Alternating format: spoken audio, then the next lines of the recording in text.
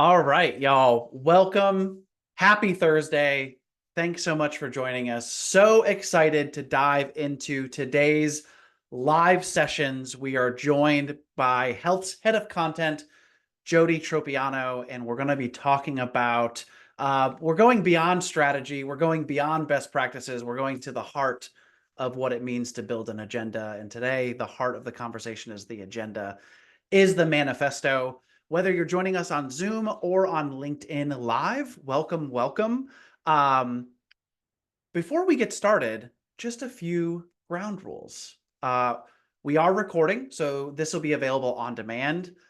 Get active in the chat. Let us know who you are, where you're calling from, whether it's on LinkedIn or Zoom. We're managing both comment threads here. We've mastered a little bit of multitasking. And if you have any questions, we will either answer them at the end or we'll seed them throughout the conversation. So feel free to drop in questions. We want to make sure that the things that are most pressing for you and where you want us to dig in deeper, we'll go in that direction. So that's it. Let's get started. We've got 30 minutes here today with Jody. Jody, thanks so much for joining us today. Thanks for having me. Oh my gosh, of course. I think, before we get started, it would be great just to hear a little bit from you around your background, what led you to health, and ultimately where I'm curious is like, what is it about your role and your intersection in the events industry that you love so much? Where do you really light up?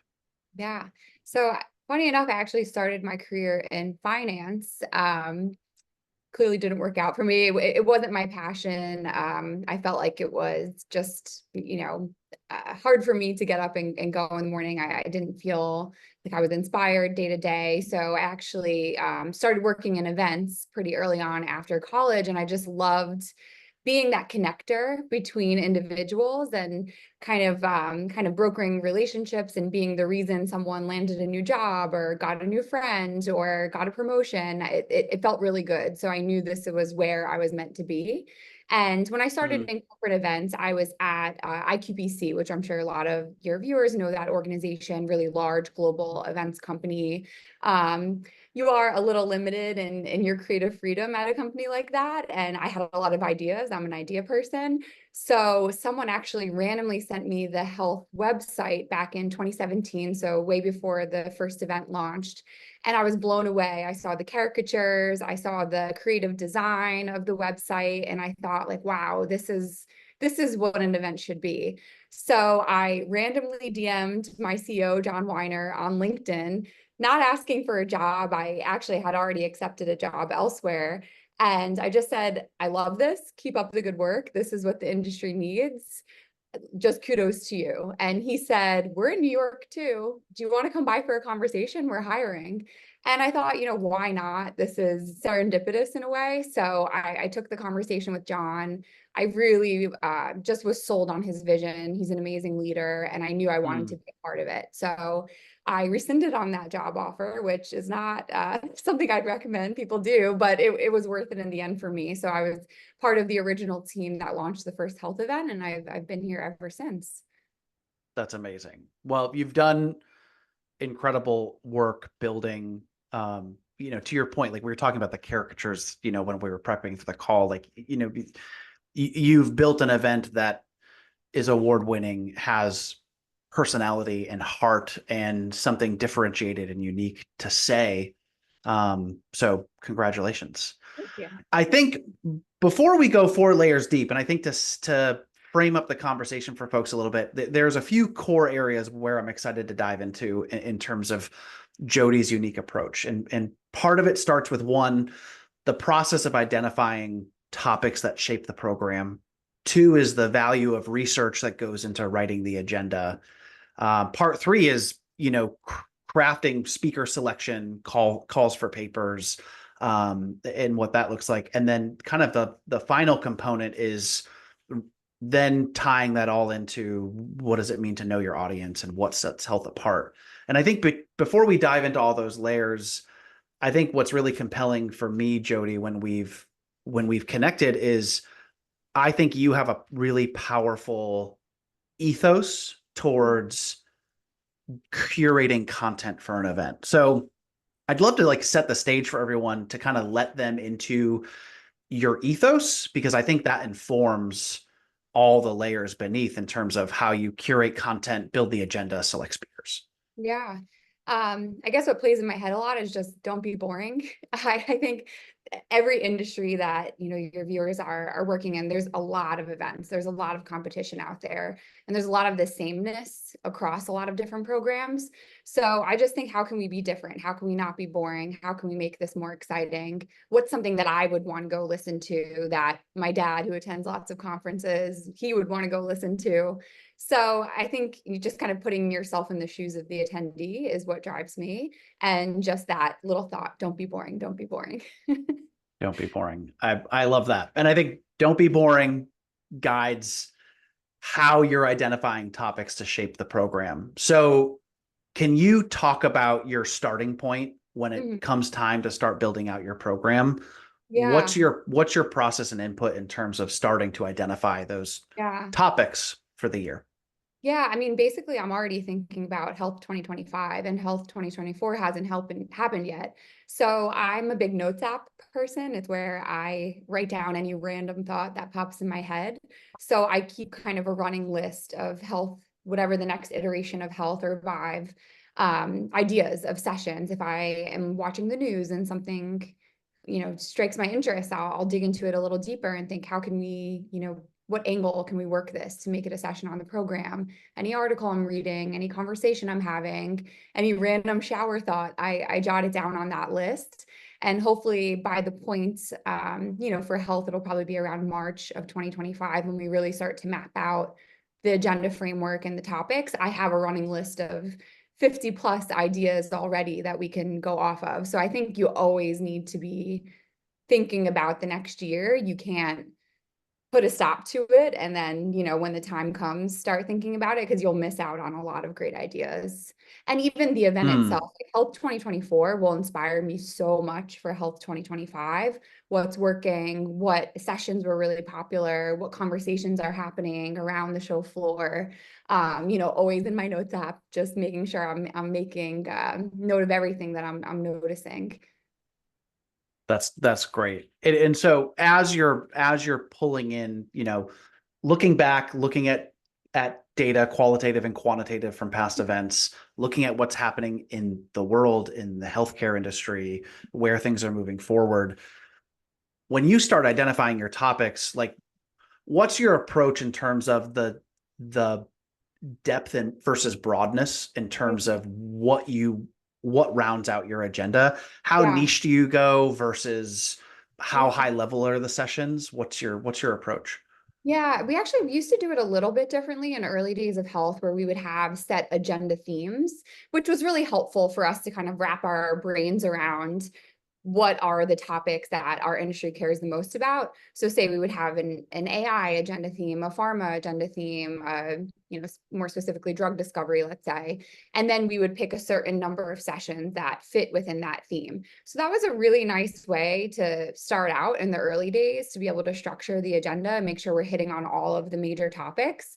But I've gone kind of in another direction in the past few years, just to allow us to be a little bit more creative and work in some new breaking topics that maybe don't fit perfectly Hmm. within one of those agenda themes. So now, we kind of figure out what's our framework. How many stages do we want active? What times of day do we want certain stages active? And then we think about our attendees. Would a pharma executive show up on Sunday, attend our Pharma Insights program? So then maybe we should stack Monday with more pharma related sessions. So if they can only be there for 2 days, we make sure those 2 days are really impactful. So we start with Meaningful. kind of that high level framework. And then we try to make sure in any time slot, we have something for everyone. So if you're deciding between 10 sessions at 11:40 a.m., you're not going to have to make a tough choice. There's going to be one that's really obviously for you. So I think that kind of structure and logistics is important, because you have to, again, think through the eyes of your attendee. And then I like that we're not handcuffed to agenda themes. We can be really creative. And this year we're doing, for example, a session on climate change in healthcare. That wouldn't really fit in an agenda theme, but it's a topic I want to test out with our audience. And then obviously there's the big elephant in the room topics every year, like for this year, GLP-1s and generative AI. If we're not covering them many, many times throughout the program, we're doing something wrong. So make sure you get your tried and true topics that people are automatically going to look for, and then sprinkle in some new topics to test out with your audience. And like, try not to go too niche, because if you go too niche, you will lose your audience. I've done it. I've made that mistake before. Some really cool topics, but when there's only 10 people in the audience, I would, consider that a fail. So I try to keep it high level enough, allow the speakers to go in a lot of different directions within the conversation, and kind of capture a wide, breadth of our audience in every session.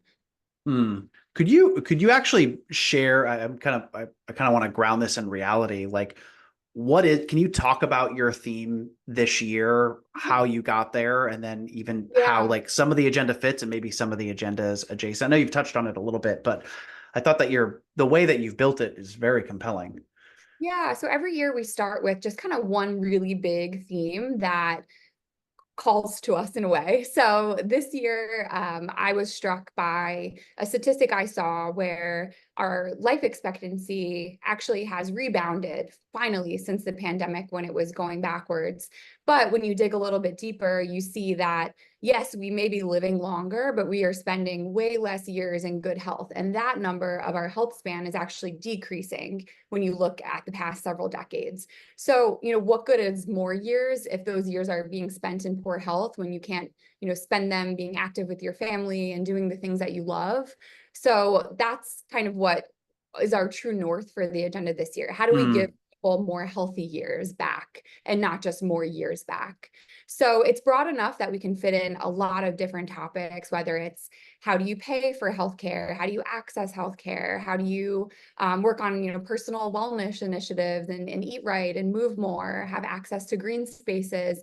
A lot of the socio-political climate plays into that, things that are really out of our control, like our air quality in certain cities, our water quality. So we can work in a lot of topics within that theme. But, if something comes along that's super, super interesting, late breaking news, and it doesn't fit perfectly, that's okay. Like, we want to give the audience, what they paid for. We want to give them all of the top topics.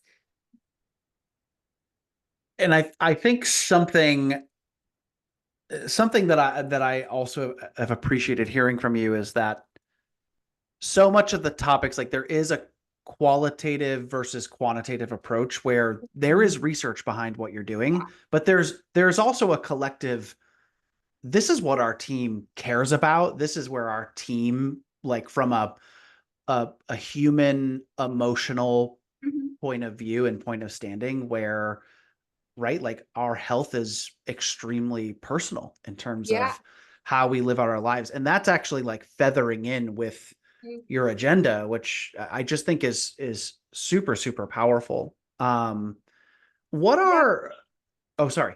I was just going to say, I think healthcare is a unique industry where it is so personal, and you can't help but think of yourself, your family, your friends who are going through cancer treatment, trying a GLP-1 for the first time, trying, a new workout regime. When you're writing these sessions and thinking through these sessions, you can't help but get personal with it.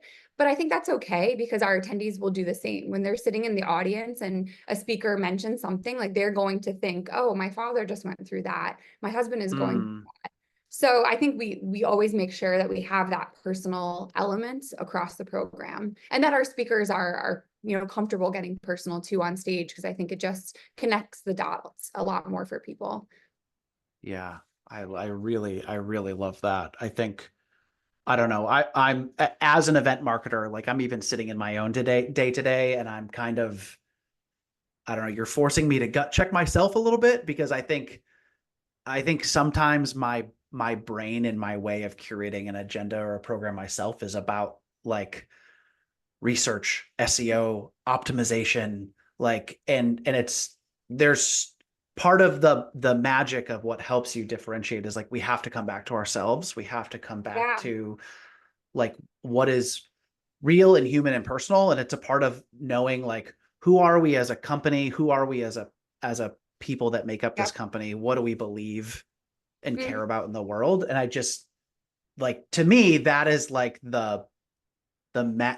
that magic touch that helps the Yeah. program shine. And again, like Yeah. you said, like it's your North Star. Yeah, we can't help So but inject our own opinions in the yeah. agenda. I can't help it. I mean, if I'm writing a women's health topic, like I can't help but get extra fired up when I'm writing that session description. And I think that does come through, but hopefully in a good way. It shows how passionate we are. Our content team is an all-female team, so we are especially passionate about that topic. And occasionally when I'm reading back the description, I'll see we put like we or our. And before I edit it out, I'm like, no, that's okay. I'm leaving it. That's, Mm, it is us saying that. So, yeah. the SEO stuff is important and our marketing team's listening right now. So yes, it is very important. But I think, having the agenda be fun to read and connect with people personally, I think that's arguably more important. Yeah. That's amazing. That's a great reminder. I think what's also powerful is so the topics you're selecting, the agenda that you're forming and shaping that fits or doesn't fit within a theme, the agenda, from my understanding, like actually scales beyond just a program on paper, right? It's Yeah. your agenda and your sessions are actually informing production and the creative department. And so can you kind of talk about like how the agenda is actually holistically influencing the event Yeah. itself? Yeah, I mean, our theme for health this year, not just the agenda theme, the overall event theme is Be Bold. And I think that plays so much into the agenda. I wrote the blog about increasing our health span, not just our lifespan. And what's the way we're going to do that? We need bold ideas, we need bold leaders, we need bold innovators. So I think that kind of inspired the Be Bold theme. And then with that, we have an absolutely genius creative team. Our event is not just fun to be at, it's beautiful to look at. And they take that theme that we come up with and they run with it in a crazy, amazing direction. So when you're walking around the event and you're seeing the stage designs and the artwork, it's all inspired by that theme that we've come up with to be bold. So I think, you need that as a company, and our marketing team does an amazing job kind of relaying that through our emails and our Mm, social communications. And even with the programs that we stand up, we do it to make sure that they're complementary to the agenda. So we don't want something that's so out of left field, it doesn't make sense with the story we're trying to tell for the year. So we all work really collaboratively to make sure if something new is coming to the table, that it makes sense and it fits with our mission and our goal for the year. Even new pavilions that we stand up on the show floor. We have a new AI pavilion this year because of what's happening in the mm, content world and how AI is so important. We have a food as medicine pavilion because that has been a really trending topic in the past few years. So, we all are chatting every day and making sure this big puzzle fits. And for us, it's exciting. I think in events, we are so rare that we have a job that we actually get to see the fruits of our labor. Not many other companies or, careers out there, you get to do that. So it's fun when we get on site, everything's built, the show floor is about to open. You have to like take a step back and think, we did this, we created this. It's a good feeling. mm. I love that. I love that. I'm I have a curiosity. This is actually kind of uh, outside of the scope of the conversation, but you've mentioned a couple times the broader marketing team, and I just have a curiosity around. I think like a lot of challenges that we see here at Session Board is right, like we see the challenges when really strong silos exist between event teams, marketing teams. We're seeing, I think, more maturity in the evolution of the modern day event marketer. But I'm Yeah. just kind of curious. You've mentioned it a couple times, and I think sometimes like I do a lot of these interviews, and I don't always hear event marketers talking about the broader marketing team. So I'm just curious, like what does cross departmental collaboration look like at Yeah. Health, whether it's standing up the events and the broader global marketing strategy? Yeah. Well, hi, Robbie and Amanda, who are watching this. So we work super closely. I mean, I think what we're doing is so intertangled. I mean, when we have a new speaker, I want our marketing team to be able to, shout it from the rooftops across all of our social channels and the emails that we share. So we have weekly calls, but other than that, we're talking daily on Slack or in the office. they should be well aware of everything we have going on, and vice versa. So, we are separate teams, but often I think content and marketing really are kind of, on the same team more times than not. So they're an extension of the content team, in my opinion. And we're an extension of the marketing team. That's great. Yeah, always be That's talking to your marketing team. They're so important. So, no one would know about what we're doing. No one is going to read a 200 session agenda in one sitting. So it's up to our marketing team to be able to tell our audience what's important and what they should be looking for. amazing. Amazing. So I'm being mindful of time because I know that we only have 30 minutes today. And we've talked about crafting the agenda, sort of like the research that goes into it. I'm kind of curious, can you talk a bit about your speaker selection process? Mhm. Whether or not that's in tandem with building the agenda, what's your overall approach when it comes to speaker selection? Yeah, so I mentioned that framework before. So we set that framework. We kind of have a rough idea of, at the 10:40 time slot, these are the 8 topics that we think we want to cover. We keep them broad enough so that if we confirm or have an amazing conversation with a potential speaker, they may inspire an idea for us to massage that topic further. So we have a lot of speakers we're confirming. So we need to start that process before our sessions are 100% solidified. So making a political joke, but we have concepts of a plan for the agenda. Well And then played. and then we start confirming speakers, having those conversations, and the topic kind of firms up even more from there. And then, we do have a deadline for when our preliminary agenda needs to be written. So at that point, we will start actually, finalizing the title and description. We do often share it with our speakers that we have confirmed to get their thoughts and their input. But we try, again, don't be boring. We make sure the session titles and descriptions are, maybe some people call them wacky or kitschy, but they're just different. They are a marketing tool. They're the reason people are going to attend a session. So, my advice to people would be to stay away from the advancements in AI for healthcare and just say something different. Say like, is AI bullshit? Like that could be an interesting title. It doesn't mean we think that, but it's going to get Yeah, people in the session. in So, the room. Be obviously bold. be bold. We Yeah, need be the bold. speakers buy-in on that. Some of the, larger publicly traded companies wince when they see the titles Mm, that their executives speaking on, but once they get it, and they're on board with us. But the speaker selection process, sorry, I did not answer your question. no, Um, all that was great. So, yeah. We have a call for speakers on our website. We get nearly 1,500 to 2,000 applications across both of our events. Sorry, for each event, I mean. So a lot of people that are kind of throwing their hat in the ring to speak. So we're looking through those on an ongoing basis. If someone really jumps out to us, we set up a call immediately. Even if we just have those concepts of a plan, we confirm them because we want them to lock in that, yes, they're with us on this journey of the session creation. And then we're doing our own research. Who are the top voices on this topic? Who's really outspoken on Twitter, LinkedIn? We love outspoken, bold people. So I would say like 40% of our speakers come through that call, and the other 60 okay. is our own research and our own outreach. Okay. I think that's Got really it. important. Don't just wait for people to come to you. You have to go to them. Go to them. Yeah, because a Yeah. lot of really, top voices, they may not know about us. So we need to almost be salespeople in that way and convince them they need to speak at our event. Yeah. I mean, it's another great take on not only do we need to be aligned to our marketing team, but right, like events are an engine for revenue, sales, brand marketing. You're right. Just like it's just ever expansive. And Yeah, so, I love that idea of how an event can actually help champion like better exposure and value in yeah. market to folks that a are the thought leaders you want to engage with, Mhm. might also be the same people that your sales team is like hitting brick walls against, right? Yeah, And that like, happens so much. People think that we're not pay to play. Our main agenda is coveted, it is merit-based, it's not pay to play, but very often we'll confirm an executive to speak. This happened a few times this year, a top executive. We put them on our main stage, which is our biggest stage.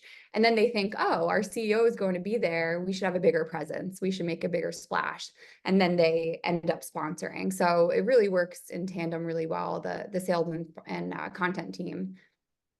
That's amazing. And I'd love to peel back a few layers. I think the way that over time, the way that you've selected speakers, like there's a certain level of, I think, demand that you've created, and you're very, very selective. Can you talk about like where you say yes, where you say no, and why?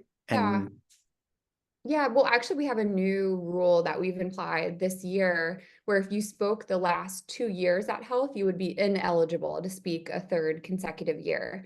And it sucks sometimes when we have to say no to someone we know is amazing, but it's just our way. Like, let's make sure we have fresh voices all the time. Let's make sure we're shaking things up and we're not just, picking the easy person that we know will say yes and will do a great job. Like, let's take a few risks. So that's one mm, way. And then also, like, do they have something fresh and new to say? Are they just going to rehash what they said at the other 5 events they spoke at this year? Like, that's something that we try to dig in on a bit more. And then also, like, when you're looking at a panel, you want to make sure you have different perspectives on that topic. So if you've already confirmed someone who's going to say X, Y, and Z about the topic, you need someone to say A, B, and C. So really be picky and find that unique perspective. Because if you have 4 of the exact same people on the panel, it's yeah, definitely going to be a stale conversation. yeah, you don't want your panel to be an echo chamber of sorts. So Yeah, you always need yeah, like a shit stir on every panel. yeah, these are good. These are the Like, quotes that I'm going to wasn't pull out gonna curse on my curse every tag. time you've cursed. That's the takeaway. That's amazing.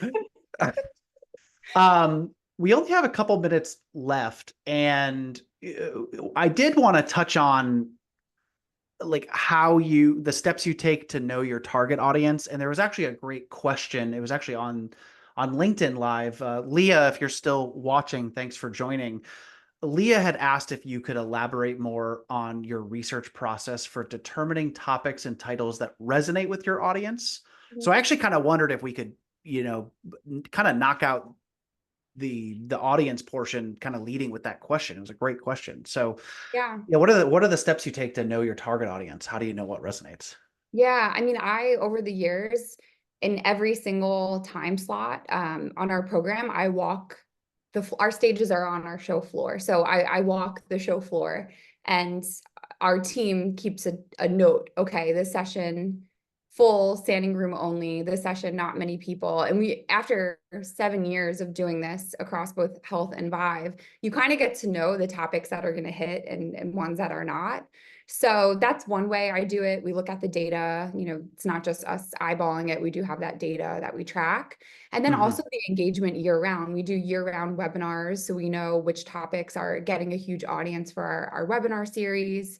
We see what blog posts do well. We see what's trending Nice. on Twitter, on LinkedIn. Like, I'm always scouring social networks. I am signed up for pretty much every healthcare newsletter out there. And you do start to see trends when you really look under the hood and see what people are writing about, what people are talking about. So, I just do my due diligence. And I also have a lot of people that I gut check with. So, like, my friendlies, I guess you can call them, just Yeah. unofficial advisors. And I think it's important to have those in a content role. Just people you can just say, would you care about this if we did a session about it? Like, yes or no. And often they'll be very honest with you and have a diverse mix across different, investors, health systems. For us, that would be diverse. So ask around, like, don't just rest on your own gut, even though it's probably telling you the right thing, but just check around with your audience. That's great advice. That's great advice. We're at time, but this was a rich, deep conversation. Thanks for everyone. We have a great audience right now on LinkedIn. And thanks for everybody here that's in the Zoom room. I think Jody, kind of just a closing thought takeaway. Would love to just hear from you as you think about, right? Because I think your next event is it's in Soon, October. It's yeah, coming up in a month. yeah. What just your mid planning, you're in the thick of event season. You were gracious enough to give us some of your time this week in the midst of that season. But I'd love to know, just in real time, putting you on the spot, Mhm. like what's one big learning, lesson, shift that you're experiencing in real time as you build towards launch day next month? Yeah, I mean, we've tried a lot of new things this year, which is really amazing, and I think will be really exciting for our audience. But I think sometimes, like, yes, we are super picky with who we pick as speakers and the topics, but I think of that phrase, done is better than perfect. So when you're juggling a lot of sessions, a lot of events, like, just kind of keep that in the back of your mind, like, trust your gut. Done is better than perfect. 9 times out of 10, you'll get it right. And if you get it wrong, it's okay. It's a lesson for the next time. So don't be so hard on yourself, I guess would be my advice. Great advice. Yeah. Jody, thanks so much for joining us this week. We're cheering you on in the last month of event planning, and can't wait to hear about, all of the success, learnings, and experiences that you have at Health next month. And again, thank you so much for joining us. Thank you, all of you, for joining us and spending your precious time with us here today. And just as we close out, I'm going to share my screen really quick. And today's session was brought to you by Session Board. Here at Session Board, we also believe that the agenda is the manifesto. We are event marketers that believe wholeheartedly in continuous innovation in speaker and content management and agenda management. And we're on a mission to save organizers hundreds of hours through their event and to maximize and optimize all the return on investment that you're making in your event engine and your event marketing engine. So if you'd like to learn more, head on over to sessionboard.com. Please be sure to also head over to Health and dig into their event. Take everything you heard from Jody today, everything you learned, and actually look at what they've put together and what they've built. They've built an award-winning event that is making a huge impact in the industry across health and tech. So, Jody, good luck. Thanks for Thank joining you. us. Talk to you And soon. Thank you. thank you, everyone else. Talk soon. Bye. Bye.